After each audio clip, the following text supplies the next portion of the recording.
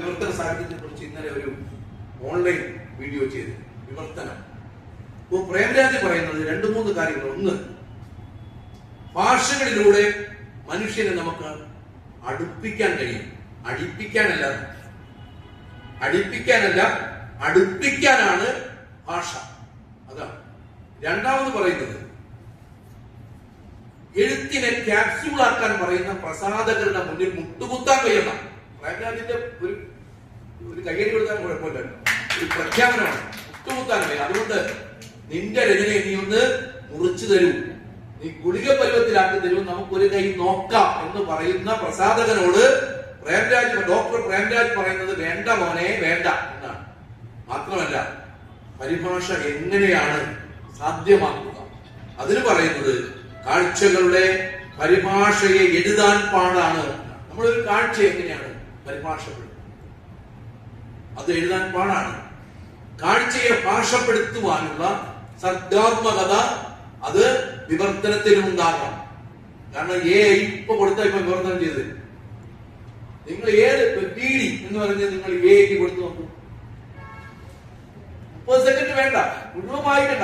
അതിനു മുമ്പ് തന്നെ ബീഡിയെ കുറിച്ച് കവിത എഴുതി നിൽക്കുന്നത്. നമ്മൾ എഴുതുന്ന ബീഡിയേക്കാൾ അങ്ങേയറ്റം സർഗാത്മകമായിരിക്കും എഴുതുന്ന ബീഡി എന്ന് നമ്മൾ അറിയണം. അതിനകത്ത് എല്ലാം ഉണ്ടാവും. ഒരു കവിതയുടെ എല്ലാ ചിട്ടവട്ടങ്ങളും അതിനകത്തുണ്ട്. അതുകൊണ്ട് പ്രേംരാജ് പറയുന്നത് ഭാഷകളെല്ലാം പ്രസാധകരുടെ ഇടപെടലിലൂടെ ഈ പുറം ലോകത്ത് സംഭവിക്കണം എന്നാണ്. മറ്റൊന്ന് അദ്ദേഹം സൂചിപ്പിക്കുന്ന കാര്യം,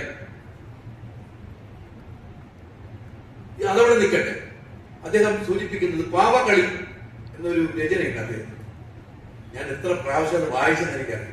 സമകാല സാഹിത്യത്തിൽ ഞാൻ വായിച്ച കഥകളിൽ ഏറ്റവും മികച്ച കഥയാണ് പാവകളി. എനിക്ക് അതിന്റെ ഞാൻ ഇങ്ങനെ വായിച്ചപ്പോൾ ഞാൻ ആലോചിക്കാൻ, എവിടെയെങ്കിലും ഇതിങ്ങനെ വായിച്ചിട്ടുണ്ടോ? ഈ ഗോപുരം എവിടെയെങ്കിലും കണ്ടിട്ടുണ്ടോ? ഡിസൈൻ ഗോപുരത്തെ കുറിച്ച് കേട്ടിട്ടുണ്ടല്ലോ നമ്മൾ.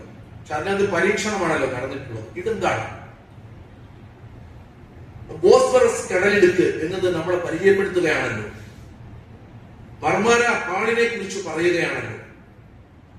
ഗ്രീക്ക് ദേവതയെ കുറിച്ചായ എന്താണ് അഫ്രോഡൈറ്റ് അല്ലെ കുറിച്ച് പറയുകയാണല്ലോ. അപ്പോൾ ഒരു പാവകളി നടക്കുമ്പോൾ ഒരു പെൺകുട്ടി, അതിൽ പ്രധാന കഥാപാത്രമായ പെൺകുട്ടി ആ പാവകളിയിലുണ്ട്. ഒരാൾ നീന്തി വന്നൊരു പെൺകുട്ടിയെ രക്ഷിക്കുവാൻ ശ്രമിക്കുകയാണ്. ലിയാണ്ടർ നീന്തി വരികയാണ്. ഞാനതൊക്കെ നന്നായിട്ട് വായിച്ചു കേട്ടോ. ലിയാണ്ടർ നീന്തി വരുന്നു. കൊടുങ്കാറ്റ് വീശി മുകളിലെ വിളക്കണയ്ക്കുന്നു. വഴി തെറ്റിയാൽ ലിയാണ്ടർ എന്ത് ചെയ്യും? അയാൾ മുങ്ങിത്താഴുന്നു. ലിയാണ്ടർ മുങ്ങിത്താഴുന്നത് കണ്ട് ഗോപുരത്തിന്റെ മുകളിൽ നിന്ന് അവൾ ചാടി മരിക്കുന്നു. ഈ രംഗം അവതരിപ്പിക്കുന്നതിന് ശേഷം ഉണ്ടായ നർമ്മം നിങ്ങൾ വായിക്കും. അതിനുശേഷം നർമ്മമുണ്ട് ശരിക്കും. അപ്പോ ഭയസംഭ്രമം ആണ് ഈ കഥയുടെ കാതൽ എന്ന് പറയുന്നത്. ഈ രംഗം അവതരിപ്പിക്കുമ്പോ ഈ ഗോപുരത്തെ ചരിച്ചു വെച്ചു കൊടുക്കുന്ന ഒരു മനുഷ്യനുണ്ട്. അയാളുടെ പേരെന്താണ്? വായിച്ചോട്ടെ അല്ലേ? അങ്ങനെ ഒരു മനുഷ്യനുണ്ട്. അയാള് ദൂരെ നടക്കുന്ന വലിയൊരു പ്രശ്നത്തെ അഭിസംബോധന ചെയ്തുകൊണ്ടേയിരിക്കുകയാണ്. ബോസ്ഫറസ് കടലിടുക്കിൽ ഒരു തട്ടിക്കൊണ്ടുപോകൽ നടക്കുകയാണ്. അപ്പോ അത് മനസ്സിലാക്കി നിസിൻ ശരിക്കും ആ കടലിടുക്ക് നീന്തി വേറൊരു സംരക്ഷകനായി മാറുകയാണ്. കലയുടെ സംരക്ഷണവും സമൂഹത്തിന്റെ സംരക്ഷണവും സമാന്തരമായി കൊണ്ടുപോകുന്ന ഒരു എഴുത്തുകാരൻ എന്ന രീതിയിലാണ് ഈ കഥ നമ്മളെ വല്ലാതെ മോഹിപ്പിക്കുന്നത്. അതുപോലെ കഥയും എഴുതിയിട്ടുണ്ട്, കവിതയും എഴുതിയിട്ടുണ്ട് അല്ലേ? ഓർമ്മകൾ അല്ലെ, അങ്ങനെ കവിതയല്ലേ? ഓർമ്മകളുടെ കടലിലേക്ക് എറിയുന്നു. പിന്നെ ഓർമ്മകൾക്കുള്ളിൽ അടങ്ങാത്ത കാറ്റുണ്ട്. ഉപ്പിൽ കുതിർന്ന എന്റെ ഹൃദയം എറിയുന്നു. ഇങ്ങനെ എഴുതിയിട്ടുണ്ട് ഈ എഴുത്തുകാരൻ. ശരിക്കും ഈ രണ്ട് പുസ്തകങ്ങളും കയ്യിൽ കിട്ടിയപ്പോൾ തന്നെ എനിക്ക് ശരിക്കും അദ്ദേഹത്തിന്റെ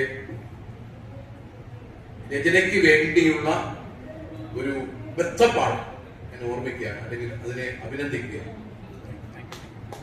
ഇനി ഏറ്റവും ഒരു കഥയും കൂടെ പറഞ്ഞ് ഞാൻ അവസാനിപ്പിക്കുക. സമയരുടെ ഏകത ഭയങ്കര ശല്യമാണ്. എന്നെ എന്നും വിളിക്കും.